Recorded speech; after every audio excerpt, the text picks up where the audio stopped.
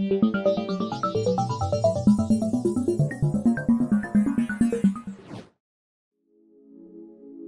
saison dernière, nous avons vu l'évolution de l'intelligence artificielle, depuis ses débuts jusqu'à aujourd'hui. Cette saison, nous verrons comment structurer un projet IA et certains des modèles les plus courants. De nos jours, l'information est omniprésente, il est courant d'avoir des données de différentes sources lorsque nous voulons entraîner un modèle. La première étape consiste à regrouper, organiser et réviser ces données pour s'assurer qu'elles sont de qualité.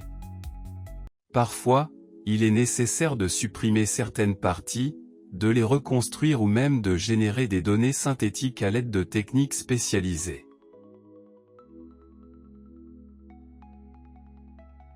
Une fois que nous avons réussi cela, nous devons réfléchir à la manière dont nous souhaitons entraîner notre modèle avec les données disponibles. Il existe plusieurs façons de procéder, par exemple, nous pourrions choisir l'apprentissage par renforcement, où le modèle apprend de ses propres actions pour maximiser une récompense. Nous pouvons également opter pour l'apprentissage supervisé, où le modèle est entraîné avec un ensemble de données étiquetées au préalable pour apprendre à prédire la sortie correcte en fonction des entrées. Cela est idéal pour les tâches de classification ou de régression, où le résultat souhaité pour chaque exemple de l'ensemble d'entraînement est connu.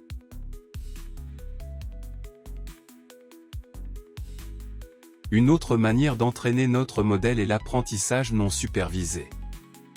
Ici, le modèle explore les données sans étiquette préalable, pour découvrir des motifs ou des structures sous-jacentes.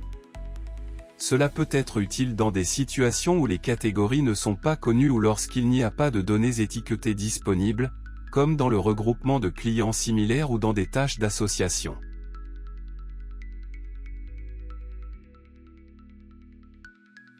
Comme nous l'avons vu la saison dernière, ces modèles fonctionnent avec des neurones. Lorsque de nouvelles données entrent, seuls les neurones liés aux caractéristiques pertinentes de ces données sont activés, selon ce que le modèle a appris pendant son entraînement.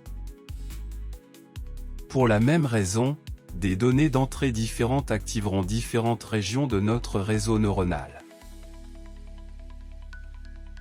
Si nous essayons de faire une prédiction sans l'avoir préalablement entraînée, le modèle activera des régions aléatoires, produisant une sortie erronée.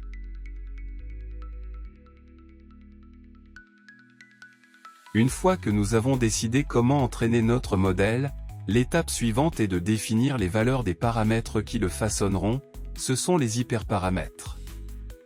Durant l'entraînement, ces valeurs, telles que le taux d'apprentissage, le nombre de couches dans un réseau neuronal ou le nombre d'itérations, peuvent être ajustées pour optimiser la performance du modèle et assurer qu'il apprenne efficacement sans surajustement ou sous-ajustement.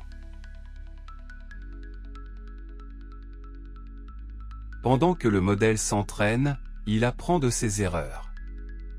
C'est là qu'intervient l'algorithme de rétropropagation. Cette méthode permet d'ajuster les poids des filtres afin que les prédictions du réseau se rapprochent de la réalité. Au cours de ce processus, nous calculons le gradient de la fonction de perte, qui nous indique la direction dans laquelle nous devons ajuster les poids pour améliorer les performances. C'est fondamental, car cela permet au modèle de minimiser la fonction de perte qui dépend de l'entrée et de la sortie attendue.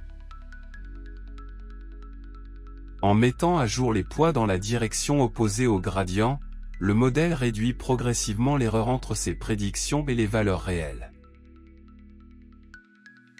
De plus, pour s'assurer que le modèle ne s'entraîne pas indéfiniment et atteigne une performance optimale, une limite d'erreur et une limite d'itération sont établies. La limite d'erreur définit le seuil minimal de précision que l'on souhaite atteindre, tandis que la limite d'itération fixe le nombre maximal de fois que l'algorithme ajustera les poids. Ces limites aident à prévenir le surapprentissage et garantissent une efficacité dans le processus d'apprentissage. Avant de le lancer dans le monde réel, Nous devons vérifier son efficacité avec des données de test, en nous concentrant sur des métriques telles que la précision, qui mesure si les prédictions obtenues sont réellement précises, et l'exactitude, qui évalue à quel point le modèle classe ou prédit en général. Il existe de nombreuses autres métriques qui sont essentielles pour comprendre la performance du modèle dans des situations réelles. Durant l'entraînement, il est également crucial de suivre son évolution et d'ajuster et d'améliorer le modèle selon les besoins.